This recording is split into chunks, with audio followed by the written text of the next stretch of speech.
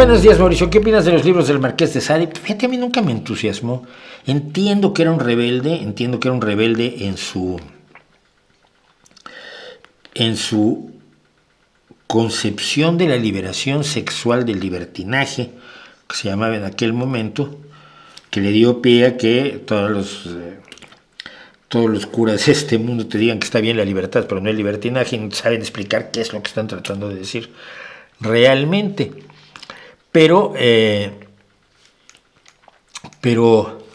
yo leí solamente dos obras de Marqués de Sade, Justine y Juliette, curiosamente, que creo que las dos son hermanas. Una es muy virtuosa y le va de la patada y se ve envuelta en unos escándalos sexuales horrorosos y en unas relaciones sexuales absolutamente estrambóticas y exageradas.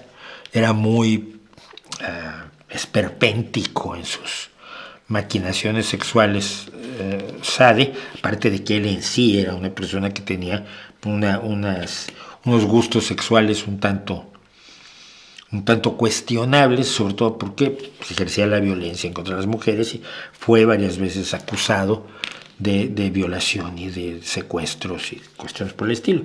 Entonces, creo que juega un papel importante en el tema de la liberación del sexo y la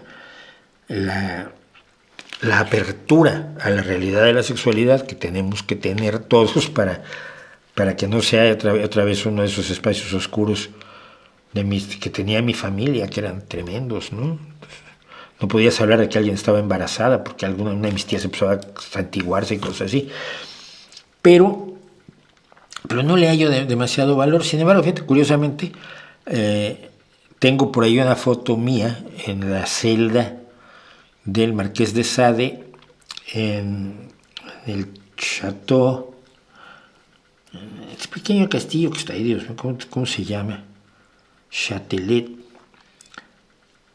Y es uno de mis lugares favoritos de París, donde él estaba encerrado cuando lo toman de la Bastilla. No es cierto que lo liberaron de la Bastilla, pero no estaba en la Bastilla, estaba en este castillo medieval precioso, absolutamente visitable y delicioso, que yo ya he ido un par de veces. Entonces, pues esa es mi historia con el Marqués de Sade.